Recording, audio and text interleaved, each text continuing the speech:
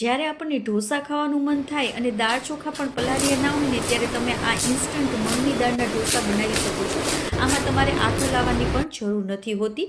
તો તેની માટે મેં અહીંયા 1 કપ જેટલી ફોતરાવાળી મગની દાળ લીધી છે. જો તમારી પાસે ફોતરા વગરની મગની દાળ હોય ને તે પણ લઈ શકો, અથવા આખા મગ હોય ને તે પણ લઈ શકો. હવે એકદમ ક્રિસ્પી બને ને આપણા ઢોસા, તેની માટે આપણે 2 મોટી ચમચી ભરીને ચોખા નાખી દેવાના છે.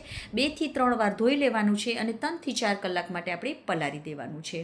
હવે આપણે તેની સાથે ખાઈ શકાય ને તેવી એકદમ ટેસ્ટી એવી ચટણી બનાવીશું. તો તેની માટે 1 ચમચી જેટલા તેલને ગરમ કરવાનું, તેમાં રાઈ અને જીરું નાખી દેવાનું. રાઈ ફૂટી જાય એટલે હિંગ એડ કરી દેશું. 1 ચમચી ભરીને મેં અહીંયા ચણાની દાળ અને 1 ચમચી ભરીને અડદની દાળ ફોતરા વગરની જે આવે ને તે લઈ લીધી છે. ગેસની ફ્લેમને ધીમી રાખી અને તેને આપણે કલર ચેન્જ થાય ને આ દાળનો ત્યાં સુધી આપણે કૂક કરી લઈશું. એકદમ સરસ એવી સુગંધ પણ આવવા મળશે અને તેનો કલર પણ ચેન્જ થઈ જશે. હવે એમાં આપણે 1 મીડિયમ સાઇઝની મેં ડુંગળી અને 1 મીડિયમ સાઇઝનું ટમેટું નાખી દીધું છે. બંનેને આપણે રફલી ચોપ કરીને નાખવાનું છે. જરૂર મુજબ આપણે એમાં મીઠું નાખી દેવાનું છે. અડધી ચમચી જેટલા મેં અહીંયા ચીલી ફ્લેક્સ નાખેલા છે.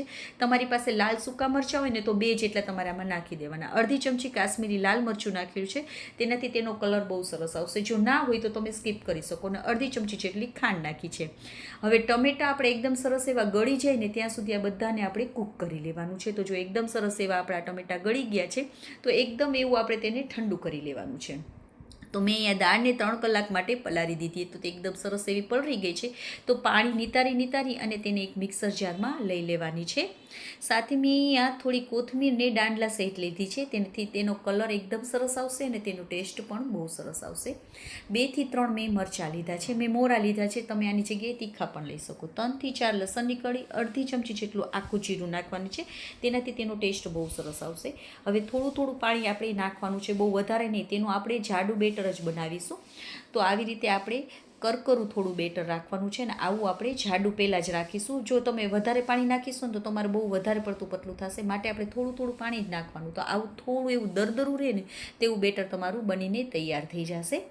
તો આપણું બેટર તૈયાર છે, પણ મને આ થોડું એવું જાડું લાગતું હતું તો મેં એમાં ફરીથી થોડું પાણી નાખેલું છે. આપણે ઢોસાનું બેટર જેવું બનાવીએ ને તેવું બેટર આપણે આમાં બનાવી લેવાનું છે. તો હવે તેમાં સાથે જરૂર મુજબ મીઠું પણ એડ કરી દઈશું અને બધાને આપણે મિક્સ કરી લઈશું.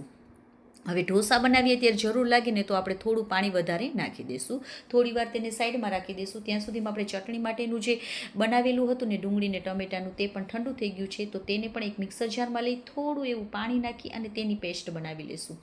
તો આપણી આ ચટણી પણ તૈયાર થઈ ગઈ છે. એકદમ ટેસ્ટી લાગે છે. તમે પણ આવી રીતે જરૂરથી ટ્રાય કરજો. આ ચટણી બહુ જ સરસ લાગે છે. તો હવે આપણે ઢોસાનું બેટર લઈએ. તો મને ઢોસાનું બેટર થોડું એવું જાડું લાગતું હતું તો મેં એમાં થોડું પાણી નાખી દીધું છે. અને આપણે જો આપણું જે રેગ્યુલર ઢોસા બનાવીએ ત્યારે કેવું બેટર બનાવીએ છીએ તેવું બેટર બનાવી લેવાનું છે. હવે તવીને આપણે ફૂલ ગરમ કરી લેવાની છે. પછી તેમાં આપણે પાણીના છાંટા નાખી અને કોરા કપડાથી લૂઈ લેવાનું છે. પછી 1 ચમચા જેટલું આપણે એમાં બેટર લગાવી અને તે ઢોસાને આપણે અંદરથી બહારની સાઈડ પાથરી દેવાનો છે આવી રીતે. તો જેટલો તો પણ તમારે નાનો મોટો કરવો હોય તે પ્રમાણે તમારે આમાં બેટર લેવાનું છે. હવે ગેસની ફ્લેમને આપણે ધીમીથી મીડિયમ જ રાખવાની છે. ઉપરથી ડ્રાય થઈ જાય ને ઢોસાનું પછી આપણે તેમાં તેલ અથવા બટરને આવી રીતે લગાવી દેવાનું છે. અને પછી જો આવી રીતે તમને ડાર્ક સ્પોટ્સ દેખાવા મળશે. ગેસની ફ્લેમને હવે પૂરી પ્રોસેસમાં ધીમીથી મીડિયમ જ રાખવાની. એકદમ સરસ એવા તમારા ઢોસા ક્રિસ્પી બનીને તૈયાર થશે. ડાર્ક કલર આવી રીતે થઈ જાય ને પછી તેને આપણે લઈ લેવાનું. એકદમ સરળતાથી તમારો નીકળી જશે. ફરીથી આપણે પાણીના છાંટા નાખી કોરા કપડાથી લૂઈ અને પછી જ આપણે ઢોસાના બેટરને આવી રીતે પાથરવાનું છે.